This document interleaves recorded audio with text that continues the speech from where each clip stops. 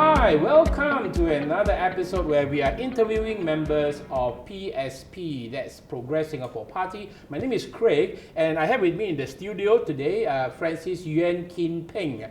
So welcome to the show, Francis. Thank you, Craig. Right, and also, of course, you know that Francis or Pheng is a candidate for PSP. So you know that he's going to become a politician.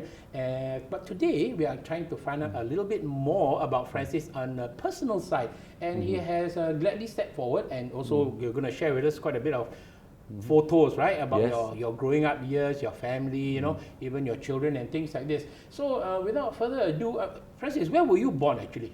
I was born in Singapore. In Singapore, lovely. In the KK Hospital. I'm a third generation Singaporean, so to speak. You know, my grandfather came from Guangzhou, Zhencheng, and my parents were born here and grew up here. So I'm a full-fledged Singaporean, plus my parents as well. So your parents were actually born here. Yeah. Okay. So your Akong came from China, lah. From China, a place called Zhangsheng, Zhencheng. Yeah. So that means you said Guangzhou, is it? So that means Guangdong province, lah. The Guangdong province, the hometown is just probably an hour drive away from Guangzhou. Okay. So that means you are Cantonese, Guangdong Yan, lah. Hi, Guangdong Yan, 100%. What about mommy? Mommy is also Cantonese? My mother also Cantonese, and she is from also Dongguan. Okay. So you know, as they say in Hokkien, 100% Cantonese. Okay, wonderful. Maybe we'll look at some of the pictures that you have brought forward to share with us today. Let's see what's the first one you have. Okay. Oh wow, that's you as a young man, Francis. Look at that. Okay, that's you, right? Yep. And what about the one standing with is that your sister? That's my sister, my elder sister, and with me. We actually grew up in Chinatown. In those days, you know, there were not many places that we can go to. So one of the highlights in terms of our own local tourist area is Haw Par Villa. You'll see some pictures of that. Yeah. Okay. So how many siblings do you have? We're a family of 8. Wow, that's quite a big family, huh? Yeah, I'm the second in the family. My your Cheche first, and then you. Then and after that, 5 of my sisters, and then two more brothers. Two more brothers. Yeah. Okay. Wow, so that's quite a big family. Actually, I also come from a big family. Yeah. I have 9, and I'm the youngest in the family. Yeah. So in those days, you just wonder in those days how could parents like my parents, you know, single-handedly bring up so many kids. You know? Yeah. Well, somehow they did it in those days. Maybe life was a bit simpler then. Life was simpler, and there was a lot of sweet memories during my childhood days. As I said, I grew up in Chinatown, and basically, you know, we do not have iPhones, we do not have computers, you know, not even television. Until much later it was black and white. Right. So we have to amuse ourselves. We play in the back lane, you know, we do all things that help to build your characters, you know. You know, we actually we flew kites, but we prepared a string for kite with pounded glass, right? So you can cut the string and you glue it on the string. Yeah. And then we play what we call it, police and thief, and hide and seek, and all kind of things. More rugged, more outdoors. More rugged. Like we caught spiders. We went to the drain to catch guppies. You know. Yeah, you know, talking about catching spiders, right? I also interviewed one of your PSP members. His name was Taufik. He was very enterprising. He mentioned that he caught spiders and he sold spiders and he make money from the spiders. Yeah. Very enterprising as well. Okay, let's see what's the next photo you have to share with us, Francis. Oh, you were mentioning about Haw Par Villa. Was this one of the family outings? Yes, that's with my mom there. Mom? Okay, Mom, yeah. And the other picture is a friend of mine actually. The one in the center? Childhood friend, yeah. Okay. And again with my sister on the left top. So the family was growing at that point in time. We were all growing up there. I believe I was only maybe 8, 9 years old. But you're already quite tall and lanky. Yes, I took my visit to my father. He's tall and lanky. You know, in Chinatown, you used to give him a nickname, Chang Sao Hyang. Chang Sao Hyang. Chang Sao Hyang means Chang Shou Xiang. The joysticks are doing. Long life joystick. Okay. You know, you liked it, and it probably take a day before you finish burning it. Yeah. Okay. It's because of his physique is thin and tall. So you took after your dad, lah. Yes. Let's look at the next picture you have come. That's your mom and dad. Yeah, that's my mom and dad. As you have mentioned also, that I looks like a carbon copy of my father. Yeah. You look pretty much like your dad. You look pretty much like your dad. My mother is a great cook. I mean, I can't, you know, I miss her cooking. I mean, even though when I was very young, she did a lot for us, and they passed away when I was still a teenager. My father was your a very... parents passed away when you were a teenager. Wow. Yeah, when I was in secondary 4, and that was very traumatic. And basically, it's an experience in life that all of us, our family, will never forget. Especially for me, I was in secondary 4, preparing for my O-level examination, and this strategy strikes. But fortunately, we have family members around us, relatives, my uncle, my granny, they kind of took different part of us. Yeah. 8 of you, right? Yeah, so I was looked after by my granny and my auntie from my mother's side. So I've got to shift from Sago Street, where I used to live, to Smith Street. So you had to all move into different households? Different household, but in the same neighborhood. And have got to just, so to speak, live through the hardship and make our own lives and make things work. Oh goodness! Well, that was really no joke. Huh? I mean, at that age, and then you had younger siblings, and it was must have been, as you said, very traumatic, right? So if I was in Sec 4 as number 2 in the family, you can imagine the youngest one, my youngest brother, and he's a SI captain now today. But he also grew up with my other auntie in the shop house upstairs. So, no luxury, basically have to understand what frugality is all about. But there was compassion, there was a lot of love and care, and you feel the warmth of people around you, so you just go on living. So I'm sure, together with your siblings, you all must be eternally grateful to the support of your extended family, uncles and aunties who raised you all up and things like this. Huh? My goodness. And I could remember during those days I was living in Smith Street with my granny, on the 3rd floor of a shop house. You know how it's like, even today you could sit. There's no room for me. I mean, not a special room. I have to use a canvas bed, In the morning, in the night you open it up and you move the dining table to the side, and then you sleep. In the morning you just fold it and then put it aside, and the dining table comes out to the front of the hall. And then you live there. And I studied there on the side table. Everything was, and I studied through the night because I don't want to disturb people. Candle lamp or No, there was a little table lamp. Those days, electricity was available. There was still some electricity. I thought you had to study by candlelight. But I was given a lot of encouragement and asked to focus, basically, not to be distracted by this so-called strategy. Focus on doing well in school, and then and set your own career. And that I did. So, I mean, like, what, your mom passed away first, or dad passed away, or how does it? My dad passed away first, and actually it was within months, and they were both in hospital. So my mom didn't even know that my dad passed away. Oh my goodness! We didn't want to tell her to. She was already, hospitalized. So, and subsequently she passed away. So within a few months of each other, they passed away? Yeah, so that was very difficult, and that was like 6 months before my O-level examination. Oh my goodness. So, well, the Chinese believe that they have, we call it the butterfly life, 无底命. That means they have got to live and pass on together. Right. But, we always say, if only they could live.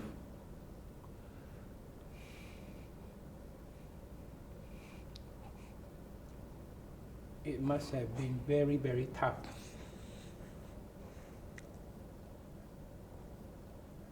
So, what was your dad doing? I mean, in those days.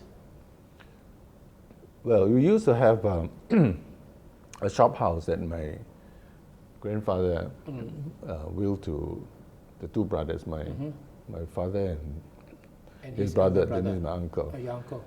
My uncle is the one who looks after the shop, although my father actually had a lot of talent to make, we call it these paper houses, aeroplanes, cars that you burn to the date. Oh, okay. But he never had the interest in doing that. It was more like he was a craftsman, but a hobby. He took it as a hobby than anything else, although he could have done well to run the shop, but he left it to the brother to do it. But he's more enterprising. He actually, I always tell people that before Avis came to Singapore, my dad started... Avis, the car rental company. my dad started Avis in Singapore. He actually had a few cars that he rent out to people, and he actually get like my uncle to drive this car to fetch people all the way from Singapore to KL, and so he did the car rental and cars shuttle in those service. days, were they called like pirate taxi? Yeah, Pawang the basis that they don't drive around to collect passengers. He just leases it to people to use it. Or they can use it as Pawang if they want to. So your dad is very He's entrepreneurial, very, yeah, very entrepreneurial. He would do all the kind of things, and I was also drawn into one of his little small so-called little ventures where he aircon one of the rooms in the shop and then put in a couple of mahjong tables, and then he invited people to come and play mahjong. A little bit of like a social club, but he collected, you know. What do you call Cui Lui? Yeah, you will prepare drinks, coffee, and things yeah. like You this, take a levy on each of the players before they start. Wow. So I was. Did that rub off on you? Did you do anything? I mean. Well, I was also enterprising enough to buy cartons of cigarette and then sell to these players, you know, and make a little profit for my pocket money to go to school. Go to school, you know. In those days, a lot of things were unregulated, so you can still do it. Like today, at a young age, you cannot buy cigarettes. You cannot. Also, somebody bought it for me, and then basically just make a profit by being the middleman. Okay. Oh, so some of that entrepreneurial spirit did rub off on you as well. Maybe it was a bit in my brother's blood, so in the family's blood that. Okay. That is so cool. That is so cool. Yeah, it is very memorable because I was also after school told to ride a little bicycle to go and call up all these people to come and you know. Get round up all the kakis. Okay. All right. So which primary school did you go to for yourself? I went to Pearl's Hill Primary School. It was a very famous school in Chinatown. You know, Pearl Bank and Pearl's Hill, but they're all demolished now. They're all. Are they still around? No, I think now you got HDB block on those blocks. But is the school still around or no more? The school is no more around. It's no more around. Pearl's Hill. And then transited from Persil to Queenstown Secondary Technical School. Oh, Queenstown Secondary Technical. That was where you went for secondary. Let's see what's the next picture you have. Wow, this is a picture of you with a guitar. Yeah, that guitar has a story because I was so interested in music and playing the guitar, so I wanted a guitar. And my dad at the point in time was saying that you want a guitar, if you come in first, top 5 in your class, I'll buy it. So we worked very hard, and I remember I think I was third or something like that. Yeah. Okay. So it was a Congress guitar. The brand is Congress, I think. Those days we probably cost you maybe $20 or something like that. But that's a princely sum, right? Yeah, princely sum in the 60s, right? Yeah. So from there I started to learn self-taught, but I went to attend some music lesson in Siglap. So I take bus after school to Siglap. A gentleman called Harry Martinez. He's a very famous music teacher for guitar especially, and he actually get his students together about the same standard and form bands. I mean, bands like the Dukes and this were his students. So the next picture tells you about a band called... is that your band right now? Yeah, my first band called the Super XX. Wow. Super XX, not X-rated. Not X-rated. At that time we also thinking, why we call Super XX? But our bandmate says it's a nice name. Okay. In fact, I think the name was given by the teacher. He gave the band. Trying to sound cool and everything. So those days we play music like the Shadows and the instrument music. But one interesting thing is that if you remember Rita Chow. Oh yes. She was our singer. Wow. She was our vocalist before she became professional, because subsequently her brother became our drummer, and brother introduced her to be our singer of the Super XX. Where's Rita now? Is she still? Rita, I think, is passed on. Okay. She sang together with Sakura, is it? Sakura Tang? Yeah, Sakura Tang. Yeah. Okay. So they used to be partner after leaving our band. Right. Sakura used to yodel very well, right? Yeah. So the band was there from my secondary school days all the way till A level. Then when I had to start my career, the band broke. I left the band and basically. So it was a passion for you, that was something that you enjoyed doing, performing and exactly. Things like that. There was a passion, but I never wanted it to be a career in music. So that probably was a good choice that I carried on to for my education. Band members in Singapore sometimes are a bit difficult to make it a career. It's difficult, it's difficult. I think the environment here does not really give them a lot of opportunities. Let's see, what's the next picture you have coming up here? Oh, that's you. This in school. I was a school Queenstown, prefect in Queenstown, and some of my buddies, and during my teenage years, those days.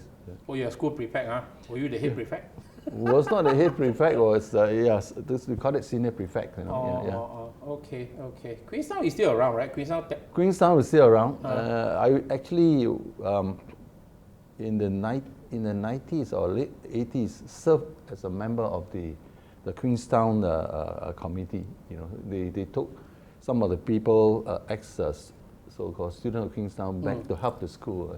A couple of years on the committee too. Okay, that's great. So after that, you went on to uni, or what happened after you finished your After studies? that, I joined the Air Force. Oh, okay. So very not usual career path.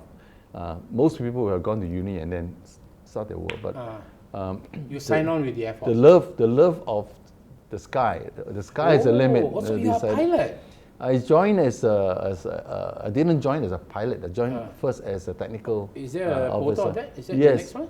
So wow, this is a helicopter. Oh, you helicopter pilot, huh? I'm a helicopter technician. Helicopter technician. Yes, at that point in time. Okay. So there were 10 of us, 4 pilot trainees and 6 technical trainees. What is that helicopter? The helicopter is the first helicopter the Singapore Air Force had. It's a French helicopter called the Alouette 3. In Alouette French, 3. it's called Alouette 3. So we were the first batch sent to France. So it's quite irony. The first place out of Singapore that I've gone to is not KL or Johor, it's France. So I visited very far away area before I come back to visit it. So that was the draw of joining the Air Force, being sky's the limit. And this is the first batch to go there to be trained. To fly the helicopter, to maintain and assemble the first helicopter in Singapore. You flew the helicopter also? I didn't fly the helicopter, actually I did the maintenance. Subsequently, I went to fly. I will tell you the story after this. Oh, okay, very interesting. So the guys on the... Yeah, there's the same contingent over there, the technical crew, and also 4 of them are pilots in the jacket before we left for Singapore. How long was this stint in France? 1969 to 70, yeah, So about a year. About a year in France. So you parlez français? Yes. Oui. Oui. Je parle français. Très bien. Très bien. Merci beaucoup. No. Thank you. You know. We went to France without understanding a word of French. French. So the first 3 months was spent Language, in language school, a place in Vichy. Remember the Vichy mineral water? There's a very good French language school called Cavilla. So sound to audiovisual language modern.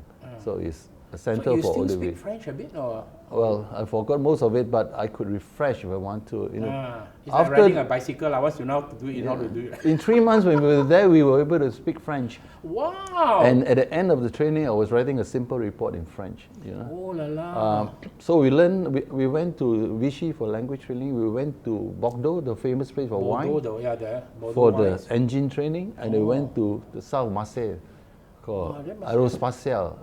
It's called aerospatial. It was called Sud Aviation, South Aviation at the time, to learn about the framework. And then when we came back, we were the first batch to assemble the first helicopter, the serial number 200 in you Singapore. Can remember all those. In Seletar, with a French engineer and a few of us. So it's memorable. It's a pride because it's a joy to see the first helicopter in the air assembled by us, although they were in modules. Those were the days. And then the squadron was called 200 Squadron. Wow, but then I don't even remember this particular helicopter because of the Vietnam War, we remember the UH-1H, that. Those are much later. Much later. After, this was the initial ones. After Alouette comes the UH-1H and all the rest. The Super, right? Yeah, the Super Puma and all that. Yeah. Of course, now we've got much more advanced. Yeah. Singapore used to be using a lot of the British and French product. Only in the 80s or the late 70s started to get American. Stuff. Okay.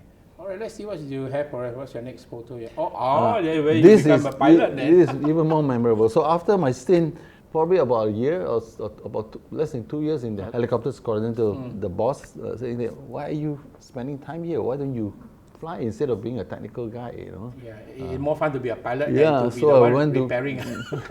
went for the test and everything, and got through the test and said that there you are. I started to learn how to fly. Wow. And this is the first plane that all these pilot trainees have to put through the initial training. It's a Cessna 172 aircraft, a single propeller, high wing plane. So you have to do maybe 20, 30 30 hours on the plane before you graduate to go into a jet trainer. So that was your solo flight. How long it took you to get your wings? This, no, you don't get wings. You get you get a private pilot PPL, license. what you call PPL, okay. Which we are not even given because we qualify for it because it's a military training. You don't get a license, although you're as good as a PPL holder. So we trained for, I think, 20 over hours, maybe about 30 hours, 20 something, 30 hours. The first solo normally comes after 12, 13, 14 hours, earliest. And that was very memorable because if you are sent to do your first solo, it means you've made it to the stage. If by the 12, 13, 14, 15, 16, 17, you're not doing solo, the chances are that you'll make it. So the day came when my instructor, about your size. Oh, really? He came and then after one round flying around, he came and then he asked me that, son, take it up for a circuit. Was it Chinese, Indian? It's a British. A British Remember, guy. His name is Major Jet. His name is Jet. Right? Okay. And he opened the door. He hopped it up and then asked you to go. I mean, the feeling is. It's one of those feelings in your life. I mean, like getting married, your first kid. You'll never forget it. You'll never forget. You say like you are suddenly on top of the world, alone. Like the song, believe it or not. Yeah, believe it or not. Yeah. Walking on There was also the Air Force song that I was involved in doing to promote my. So we will go up there, took off, fly one, do a circuit because the first solo is only a circuit, and then you land. And the landing was really, exhilarating. You see yourself doing it and ask yourself, I don't believe I could do such thing. You lived a very exciting life. Yeah. So then went on to cadet training and then get ready for the next phase of jet training, probably in the next few. What is this picture about? This was actually a later part of my career in the 80s when I was sent to the US Air Command and Staff College. This is where every year they send a couple of Singaporean officers over together with other international air forces to this school to learn about command and staff. So it's grooming for officers for higher appointment. So I spent again almost a year there in Alabama. Alabama. Yes, okay. The place is in Maxwell.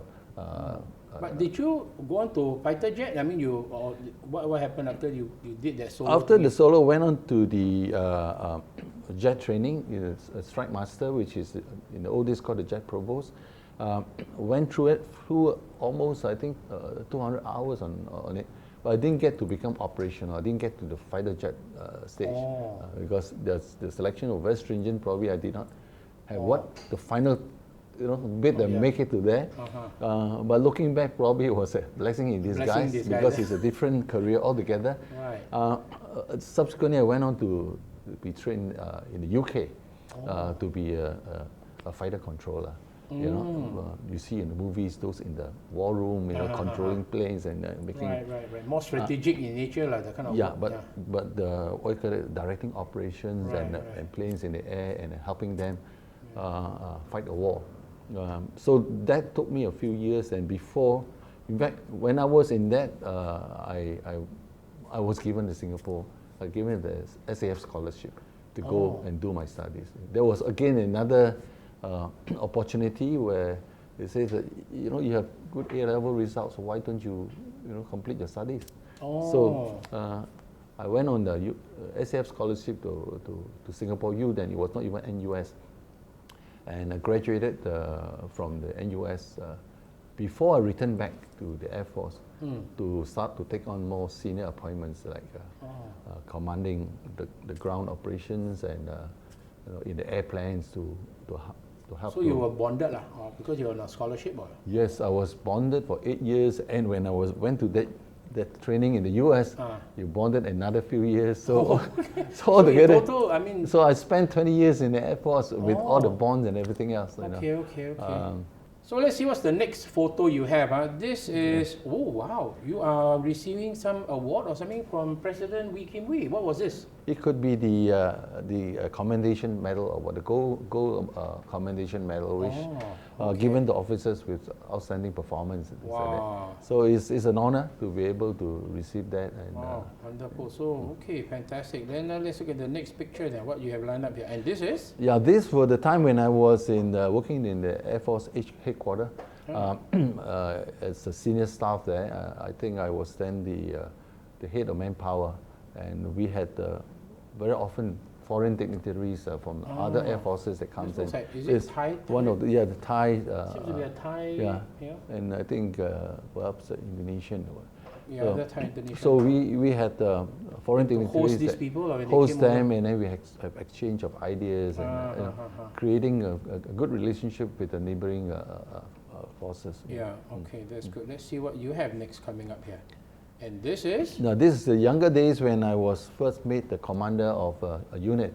So it's always very mindful of the fact that, to see your troops, or you see your officers or your men, give them encouragement, give them How many men did you have under you at that point in time? In the unit that I first commanded was about 200-300 people. But then when it became an organization, a command, that I was the first commander for the Air Force System Command, it was more than 1,000 people. Wow, not easy to have so many men under you. Yeah.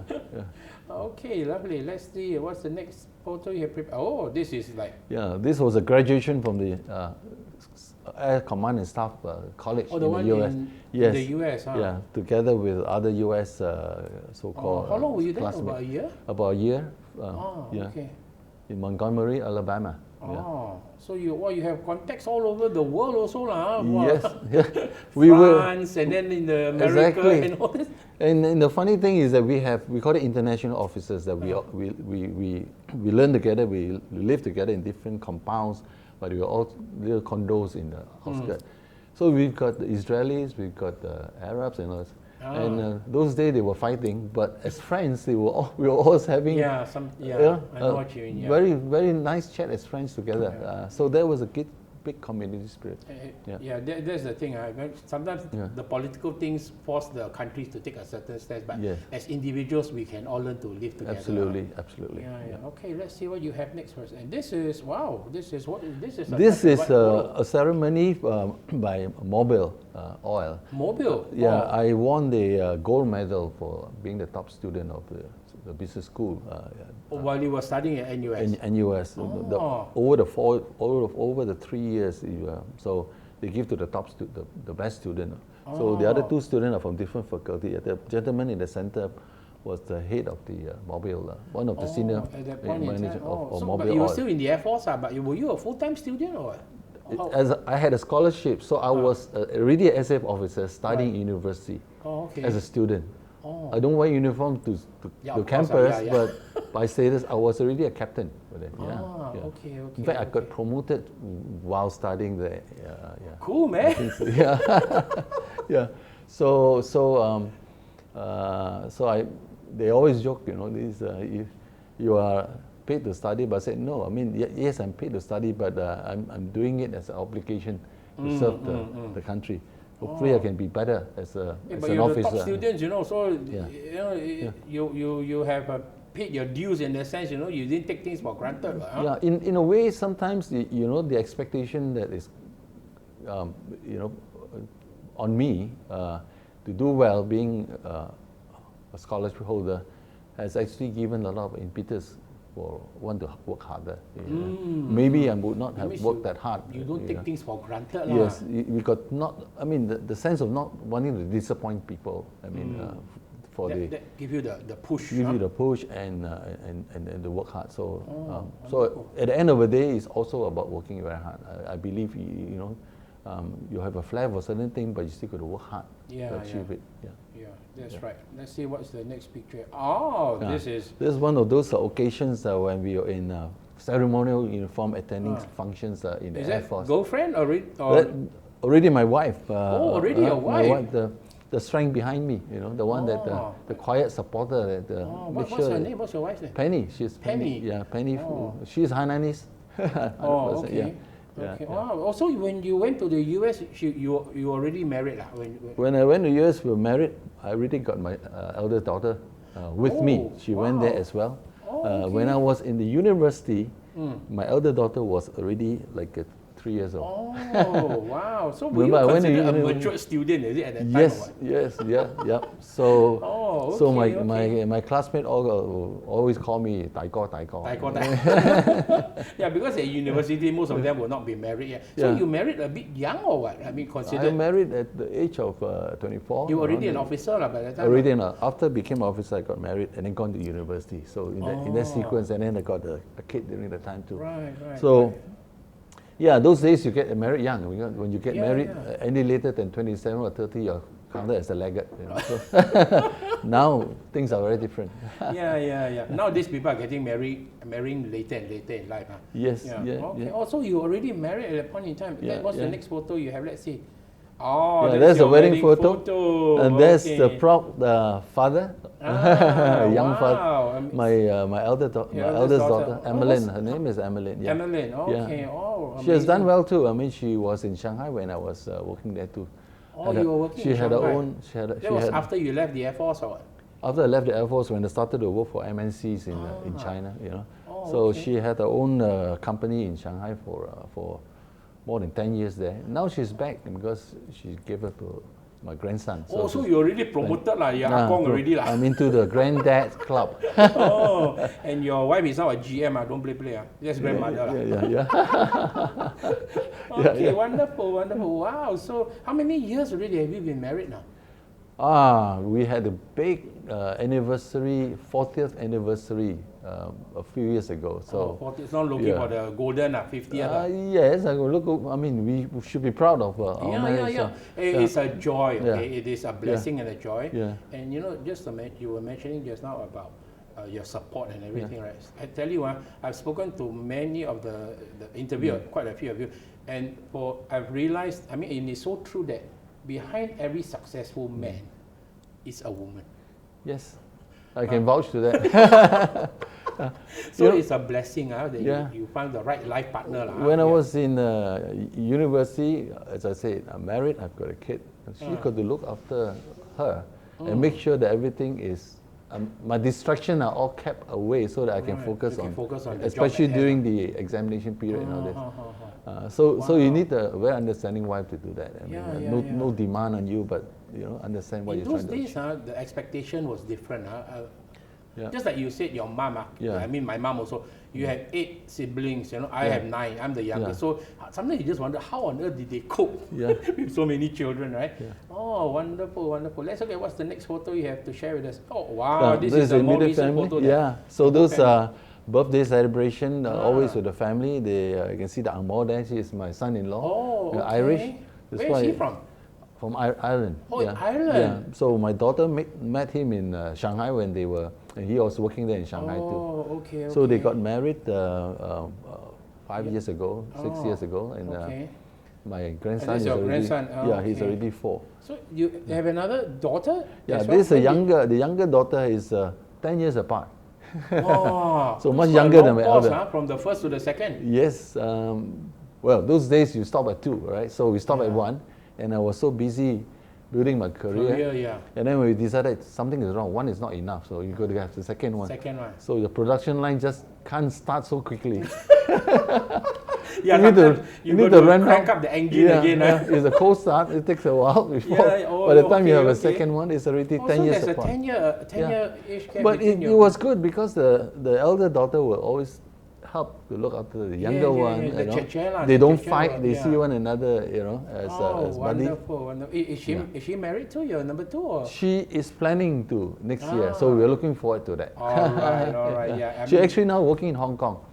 She works in Hong Kong and for also an MNC's very tech savvy. She used to work for with companies like Google's and all this. So nowadays youngsters are all very different. They have their own life. They like their own space.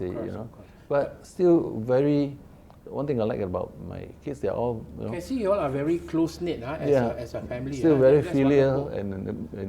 and care for the parents. That's That's the main thing. Your value cannot be lost. You Yeah. know, you can have different outlook of life, but the value system must maintain. I think we as a society Kudos to you. You have done a good job as a daddy. must focus, and must focus on value. Yeah. Thank you. That's right, right.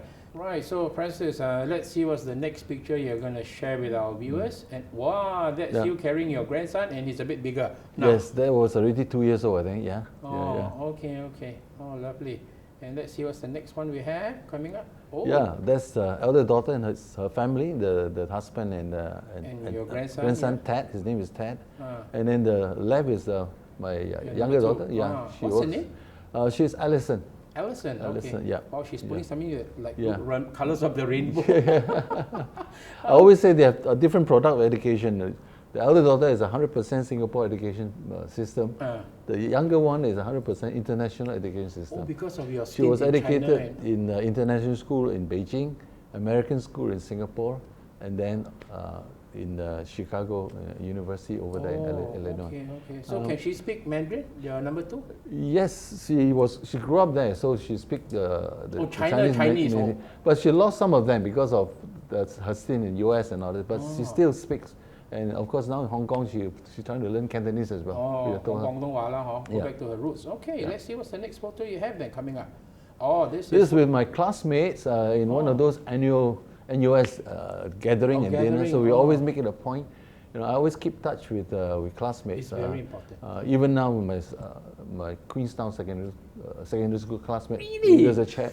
Recently, I got found one of them in the Facebook, and he linked me to all the rest of the classmates. Oh wow! From your secondary school days, secondary that is school, amazing. Universities, ex-colleagues. It's very important to have this social network. Yeah. You know, especially when we are growing up into the senior age, where life is more not about career anymore. It's about connecting with people, keeping touch. Right. Yeah. Then let's see now. What do you have next? What is this? Wow. This is the golfer's dream. One of my passion is golf. Besides golf, and I had a hole in one. He's got a hole in one. Wow. A couple of years ago at Tanah Merah, and this is really another of those flying solo and then getting a hole in one thing, Okay, wonderful. So do your wife golf with you, or? Yeah, we learned to play golf together when we were in the US in the Command and Staff College. Then after that, we always make it a point once a week we play together. So that is, as a golfer, if your wife don't play golf, you are actually torturing your wife because you'll be away for half a day one day. What do they call them? Golfing widows. Yes, something like that. So it's good your wife plays the game together. If she plays, she encourages you to play. So it's good. Yeah. In fact, she's the one who is much more enthusiastic than I am. About golf. In fact, this hole in one wouldn't have been possible if not because of her. That day it was drizzling, and I was giving an excuse to call it off, and she said, "No, let's continue." And in the drizzle, by the third hole, it stops. And I hit the ball into the green. It's a par 3. And a hole in one is everything but just lucky, Drop on it and draw. I didn't even see until when we went there, the garden was telling us, Jeep liao. The garden was, Jeep liao. Oh, you thought you lost your golf ball? Yeah, I thought it went into the water. Oh, okay. So, it's funny. What, they will pop champagne or something, buy a round of drinks or something? Yeah. We have got to buy drinks for friends and then give some people a treat. It's worth it. Yeah. It's about memories in life. Sometimes a little light-hearted moment and Excellent. Yeah. Let's see what you have coming up. Oh, this is when you were already out of the Air Force, or? This is when I first went to the left top picture. I went to Beijing to work for a company called Allied Signal, which subsequently became Honeywell, this big global company in aerospace. I was there alone, just starting a team to build up the presence of Allied Signal in China. They were very small, although it's a big global company, but in China it was small. Presence was very small. Nobody believed in China in 1992, 93, 94 period. So my role was to two things. One is to start to establish a strategic position there by creating relationship with the Chinese manufacturing, because the company also foresee that China someday will build their own plane. and will need a lot of components, all this from the West for a long time, even today. You know, China cannot build a jet engine to put on a commercial plane. They rely on the West, you know, like Honeywell, like GE and all these companies. So they want me to do that. And secondly, of course, to build, to grow the market, because we were fighting with competitors who were already there and we were latecomers.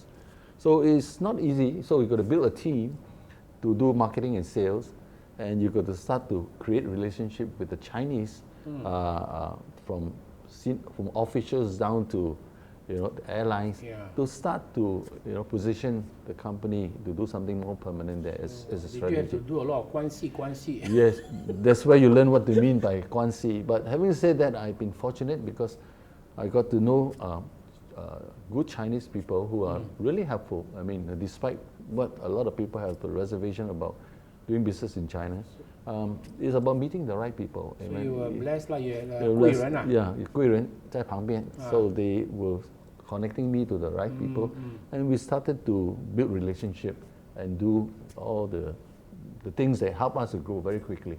So from like a 4 or 5 man team in Beijing, by the time I left Honeywell, we got 2,000 people in China. Yeah. Wow, that was like over how many years? Over 8 years. Wow, from 5 men to a few thousand. That's quite an achievement. Yes, because the marketing and sales team grew, and then we built the R&D so-called centers that employs a lot of people, and then we started JVs to do manufacturing, you know, for Honeywell. So after Honeywell, after Honeywell, I joined a company called Train, which is a big air conditioning company. Is it spelled Trane? Trane. Along Orchard Road, all the tall buildings, a lot of them using air conditioning. Yeah, air condition all big buildings, not a home condition. So these are all big engineered project. You know, where no two buildings are the same. So you need engineering, you need design, you need to put. This is the big like aircraft engine chillers they put in the basement to generate chill water to cool or to heat. The building. So Train is. It's actually a company. The chairman of Train is part of American Standard. The chairman of Train, American Standard, was from Honeywell, who went there to become the chairman. And of course, one day he gave me a call and said that, you know, would you want to come and join us? You have enough of working in the one company for too long, and you like a change. Also, you were headhunted to come over to Train. Yeah, and it's not like just leaving Honeywell. At the point in time, it was a good time to move on to do something different. But this again is about comfort zone, which I always tell some of the younger people. I say that, you know, you don't be afraid to go into a discomfort zone, a zone that you're not comfortable with. Push yourself. Push yourself. I knew nothing about air conditioning. So when I spoke to this chairman and we say that, you know, I need you to come, I said, I know nothing. He said that, wait, Francis, if I need somebody who knows something, the technical thing about aircon, I will employ somebody who's an engineer. But I need a business leader who help me to grow the business, organize the business, and restructure. He said, okay. And he flew me to the US, put a blank sheet of paper in front of me and asked me to, if you were the guy running Asia, how will you organize? So I just scribble and then it's almost like me discussing you, and he said, okay, take this position, you'll be, I'm making the change, you're the president of Train. I think he must have known you already because from Honeywell days that you could deliver and perform. So that's why he brought you on board. Yeah, Fred Posers was his name. His name is still, he's retired, happily retired. So I took the challenge and there I was. But you learn a lot about being a business leader too. So first thing I went into this company, it's not a new company. There are already existing senior management. So it's like you're being parachuted inside, you know. But your parachuting is different from the one in the local context, huh? Absolutely. You're being parachuted, but you know, at the same time, I could have done two things. One is to change, get all your kaki in, and then go. Secondly is, okay, I'm going to prove to them I'm worth their leader, being a leader. So you got to be, mindful about how you lead them. Not trying to be arrogant, not trying to talk down, basically, and just telling them, you know, I'm here to learn from you too. You know, help me to go along, and then we're going to build a. What was your position when you joined Train? I joined as the number one in Asia. Oh, so you like CEO? The president of Train Asia. That means under that I have the whole of China, Greater China, meaning including Hong Kong, Macau, and all this, Taiwan. I had the North Asia, Korea, Japan. I had India. Wow, just like half the world already. I had all the way down Southeast Asia, Australia. ASEAN, Australia, New Zealand. Wow. So it's huge. So I mean, you will say that even you will travel one place, 1 week you cannot even travel all these countries. So is that how do you manage basically? It's like, you know, you prioritize the area where the market growth is very strong. You're going to spend more time there. The more mature one, leave to good people who are your subordinate, who leading that. Let them run, guide them, empower them to do it. Right. So my role is more actually strategic, manage the team, give them the direction, guide them, and cheer them on. At the same time, you've got to be like being on the ground. Go down to visit customers together with your teammates, so that the customer feels that if the senior management comes down, that means these people will have backing from the senior management. I'm quite right assured to do business with them. Not a fly-by-night company kind of thing. So I make it a point to attend all the distributors' conferences and going to see customers, hearing them, asking them, you know, how can we do better? You know, don't tell them all the things that we do right, but tell them, ask all the things that we do wrong, so that we could improve. So this is a style, and it's only, I mean, managed to. The pride I've taken is that when I went to this company, out of like 8 subordinates, VPs that report to me, only 1 left because he went to another. And I put in 3 new positions. They all stayed with me right to the end of the 8 years after train. Yeah, wow. which means that I don't have to change people. I've got to work with people and convince them that, you know, you are worth their leadership. Right? Yeah. You are a good boss. Yeah. That means, you know. Yeah, I think this is a lesson that all of us learn. I mean, we got to learn how to be good leaders by being able to sell and not tell. But at the same time, in the time of crisis, being decisive and not being wavering. I always tell the story that, you know, if there's a fire, no time to discuss who to go and fire. You just order people to go and do it, correct? Right. But when you want to change the design of a house or whatever as a family, even my own house, I get the whole family together. Okay, you all have your ideas. You all take your pick how you design it. Right. You know, get together and you got all the time to talk about it. So it's again leadership. You know, I spend a little time about leadership. It's because I'm very passionate about, you know, sharing the experience of being a leader and how can we lead better. You know. So for you, I mean, you started off in the Air Force, then you got your degree, you know, you're a full-time student and while still being in the Air Force, and then you worked, then you left, and then you went into the corporate world, and you have done very well with your track record. So you bring yourself a wealth of experience, and just to borrow your phrase, right, you say parachuted, right?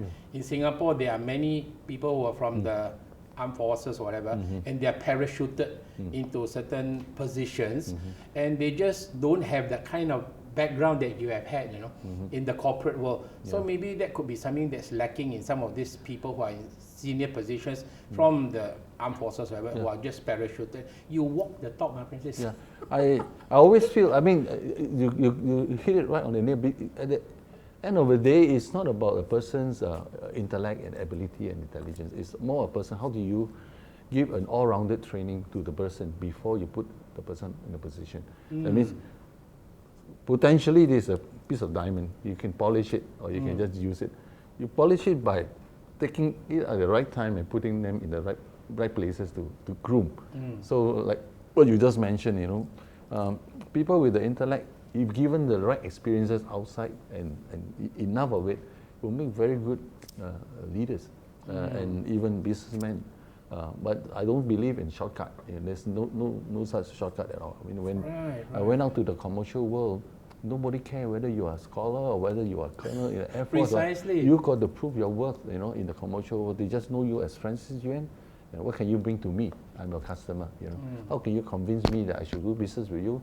How can you convince me that your product or your services is better than your competitor? You know? It's not about just cutting price. It's about how do you know, convince me that your product can perform, and you got the so-called after-sales services that I need, and you'll be there for the next 10 years, correct? You know, like you buy something and disappears. I bought something cheap and then there's no more there. Yeah, correct. Wow, so, amazing. So you will be trained, and after that, and And this is? Oh, this is a very recent event, just last November. Oh, by the way, although I'm fully retired, I'm still on the board of a couple of companies. And that is one way to keep me connected with the industry and to keep me up to date. I'm not surprised. Yeah. They will definitely want to tap into your wealth Yeah. of experience that you have accumulated over the years. So, yeah. So you're a consultant now? Yeah, sit on board of the company. I play two roles. One is the board director. The other is actually I spend time going around to the subsidiary of this company to help to play coach and mentor to some of the GM. Right. Share the way I share some of the experience with you and explain to them maybe, about each management principle, how do we, look at the business from a strategic approach. So this was a conference, aerospace conference, because my background mainly is aerospace. It's quite heartening to note that people still remember you, and then they invited me to speak on the conference. You are still respected. So I spoke in this conference in Shanghai. It's part of the aerospace the air show in Shanghai last year on digitization of logistics in the aerospace world. Okay. So it was quite an experience, and I met with some really old friends in the aerospace industry and wonderful. Right, so Francis, let's see what's the next photo you have prepared for us. Huh? Okay. All right. Oh, that's your other passion. Yeah, this is the passion for music that I'm very glad that I'm able to use it to also help society and do some community work. This is a concert that I organized with a couple of my friends at the Esplanade to raise money for the Singapore Children's Society. So we had a concert there, and we were playing all the oldies. We also invited some local celebrities like Matthew and the Mandarin to join us. So that particular concert was very successful. We actually have a lot of good, generous people to come up, not only to buy the ticket, they actually pay into a fund So how much did you guys manage to raise? I think we raised close to around 30,000. 30,000? Yeah, very good. So the beneficiary for Singapore Children's Society? Yes. So is this... Oh, there's a video of you guys performing. I was, I think, singing the Young Ones. The Cliff Richard Cliff song. Richard, one of my favorite. Ones. One of my favorite, and people were clapping away, and they really enjoyed the song. Okay, that's wonderful. So what was the name? Was there a name for your band or no name? Yeah, for this particular event, we called the event was called the so-called the Golden Melodies, the group of Golden Melodies. Because it's commemorating the golden years. This is an event at Teban Garden. Oh, at Teban Garden. Again, a couple of years ago, they had this Sunday event for the seniors and underprivileged. Just beside the marketplace, and we were there to entertain the group of people. So your bandmates are like, is no fixed people, or you have a fixed bandmate? No, the band that I'm still involved in, and we do a lot of charity work, is called the Wild Ginger. Wild Ginger. Wild Ginger. This is the Wild Ginger performing. All right. Wild Ginger was formed when I was in Shanghai, actually, together with a bunch of executives who were working there. So they were executives of different companies. So over the weekend, if we're not traveling, we will just gather in one of our. So you have a jam session. Jam session in one of the house, in one of the guys' house in the basement, and we will jam. And then we started with the oldies, and we've got on to a lot of a big repertoire of songs. I remember we had Chinese New Year for PSP, in the earlier part of this year, and you guys were amazing. And by the way, for all our viewers out there, Francis Yuen Pheng is the one that wrote the party song for PSP. Kudos to you, brother. Thank you. The inspiration just came, and I decided to write. Yeah, not only performed, sang for the song as well, huh? Yeah. Okay, let's see. Oh, this is also another video. Okay, all right. And this I sang in Cantonese, a song called Pheng Yao. And again, it's very gratifying. You see the older people, the elders singing along, enjoying. In fact, one of them actually made a comment that you don't see this live band playing this song anymore nowadays. To cater to their generation. And then they didn't have a chance, because some of them were on wheelchairs, and so I think there should be more of this occasion for the for the older folks. I mean, in the golden I see years. some people dancing in front even now. Yeah, You guys were good. they were enjoying it, yeah. And it gave us a bit more adrenaline to perform. See people dancing in front. Oh, wonderful! And this was another concert again? This was in Penang. We went to Penang to help raise funds also for a charity there. By the way, Gurmit Singh was one of the artists there who went up with us. Oh, so you have gone international, right? We've gone international. It just happened that actually the original drummer of the band is from Penang. He came back. He was in Singapore for a while working for Canon. He was senior executive there, but he retired, went back, and he got invited to perform. Actually, not the first time, 2 times already. Oh, in Penang. Is this a video as well? It's a video as well. Oh, okay. Yeah, I was doing this the song by Queen. It's called "Crazy Little Thing Called Love." Oh, this thing called love. I just can't handle it. This thing. Okay, man. Cool, man. In case for our viewers, if you're wondering why there's like a sound of aeroplane in the background, it is because Francis used to be from the aerospace industry. So we incorporated that soundbite for you guys. Can you even tell what aircraft is that? Right? Oh, you can even tell. Wow, sorry, that's beyond me. Okay, lovely. Let's see what's the next photo you have. Oh, there's a picture of you and your bandmates. Yeah, the Wild Ginger, we actually had a lot of different occasions. Starting from the top right, you remember the gentleman I'm looking at? The top right-hand corner. Okay. Yeah, that is Gary Player, the golf legend. Oh. Gary Player was in Shanghai together with Jackie Chan. Oh, Jackie Chan, the actor. Yes, to support the Coca-Cola charity. That night they raised almost 8 million renminbi, which is $1 million US. Wow. For charity. And that gala dinner was part of a big charity. Daytime there was golfing, so they paid for him. And at night they have band performing, and so we were there because I told you my daughter has an events company, right? So they actually suggested to the organizer, do you want a group of non-professional but executive or company to come and perform? So they said, okay. We went to perform. And it was quite a story because our friend Gary Player's favorite singer is Johnny Cash. So he likes a song called I Walk the Line. You know? So it's a very old song. I don't remember that song. Something like that. Okay.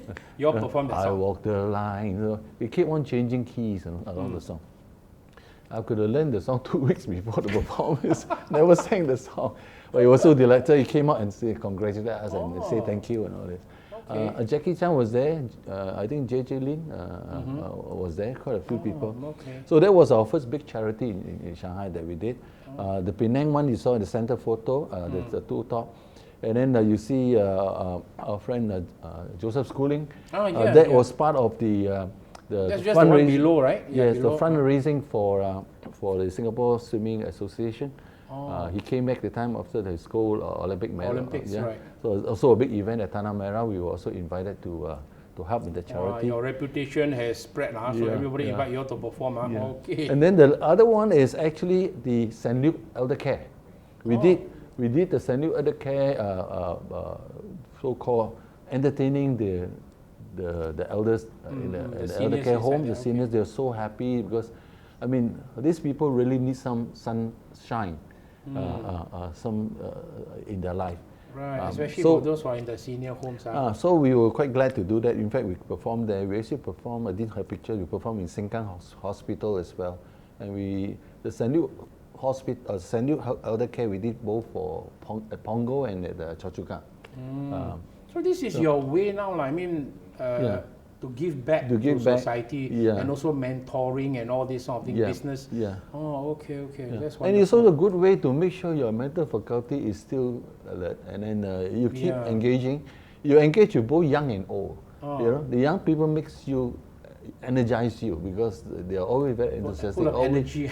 They are always very curious about your career, your life journey, and things like that. So. Nothing better than share all this to people. Right. So it's like as you said, you better use it or you will lose it, Exactly. Especially up here. Yeah.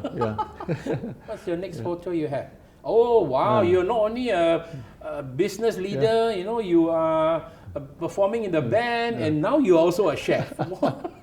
What were you cooking? I was cooking the typical Cantonese porridge. I mean, I told you my mother is a great cook. I mean, I really miss some of the it looks dishes like congee, right? It's congee. So my it's kai chok. Wow. The trick of doing this is actually you got to constantly stir. You know? So it doesn't so they make it lumpy, become lumpy, and you make it smooth. I mean, like the real Hong Kong porridge is almost like milk, but I didn't have enough time to do that. But it still took me an hour. Surprise the family over a weekend. You know, since we are at home, you know, basically a lot of things to do. I mean, we got time to do things. End up, they love it, and I'm sure they love it, right? As you said, you have good memories in the earlier part of the interview. You said your mom was a great cook, right? I'm sure some of them must have rubbed off on you. Yeah, I only wish I could remember some of the recipes that she did. I mean, anything from salt baked chicken, you know, to very good lap mei fan, you know, kind of stuff. Well, unfortunately, as you said, in memory of your parents, they passed away when you were a teenager doing your O-levels. But whatever it is, you know, talking about food, right? I believe in this thing called transference. Because normally when you ask people, what is it you like about your parents cooking or your mom's cooking? They say, oh, my mom does the best this and the best that. And I have a personal belief that when moms, in particular, when they do their cooking, you not only taste the food, but you taste their love, which they have transferred into the food. So every mouthful, you eat the food, you taste the food, and you also taste some mother's love in the food. That's why the food always tastes so good. It may be something simple, but it tastes good all the time. So so you should be doing a bit more cooking. I always say that my only two dishes is the porridge and the fried rice. Maybe you should be a bit more daring and then try cooking something else. No, I do chicken rice quite well, the Hainanese chicken rice. My wife is a Hainanese, so she cooks very well. By the way, my wife cooks very well too. I mean, I want to put on record, otherwise she get angry at me. Okay. What was her name again? Penny. Penny. Yeah. Penny, well, Francis has said you are a very good cook, so I hope I get a chance to taste her cooking one day. Just invite myself for dinner or lunch. When we were in Shanghai, we were in Beijing, we also invite our colleague to our house. She will cook the Singapore version, the curry and the fried bee hoon. Wow. They always ask, and one thing, come May, her pak chang is really good. She really could, you know, bundle them well, and so every year the colleague will drop in, you know. Pachang period coming. Is it? Is the wife cooking? Tell her to do a small business. But you do it out of love, Okay, let's see now. What are we down to? Are we down to the? This is the Yuen clan. This is the Yuen clan. Yeah, that's my brothers, sisters, and their family. In fact, it's bigger than this, but just that particular occasion. Most of them were there, Is this your home or your? It's my brother's home, the youngest one, Michael. The one who's a pilot, you were saying? Yeah, he's a pilot. So it's quite a large extended family you have now. Yes, and international too, because I've got a sister who's living in Germany. She marries a German, so in Munich. Are they in this picture? She's not there. She's not there. This trip she didn't come back. Yeah. But it's amazing. I mean, I'm so happy for you that despite the very traumatic time when you all were quite young and then your parents passed away within a short time of each other, that you all are still, I'm very into family, that kind of bonding, that all of you are still there together and have that close ties with each other, and that is something that really must be treasured and is so priceless. I'm so happy for you. Yeah, I think at the end of the day, it's all about family, whether it be family or as a country. You've got to get people relationship is very important. Value is very important. And the only regret I see nowadays is that we are too digitized in the lifestyle. Everybody is, first thing you wake up, you look, not at your wife, you look at the phone. Before you eat, you take a picture of the food, and then you go to MRT, everybody is engrossed looking at the phone. Correct.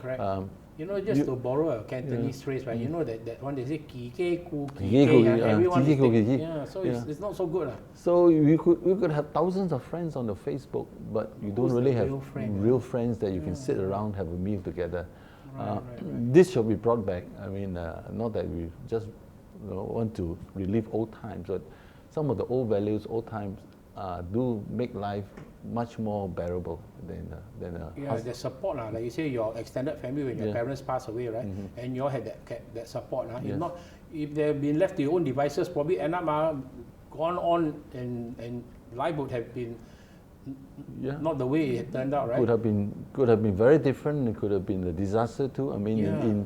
in the days when I was in Chinatown, I was seen through curfew, seen through gang fights, seen through yeah. rape on opium den, and all kinds of things. You could go either way. You could go the right path where you can fall in on the side and then Fall through mix the with the cracks and, wrong company, and your life will be very different. Right. Yeah. So Francis, to wrap up this interview, thank you for really sharing all these things with us. So what are some of your hopes, your dreams, and your aspirations? Because your family is rock solid, I can see. But what are some of your hopes and dreams and aspirations for Singapore? And maybe share with our viewers why you joined PSP. Yeah, I think the first thing is, for me, I have been very grateful for a very blessed life. Although started off with a bit of very rocky with the trauma of losing parents, and got to work very hard for it. But looking back, there's no regret in the way I have lived my life, and I've built a family in my career. I only hope, and then Singapore has prospered from the very day we started.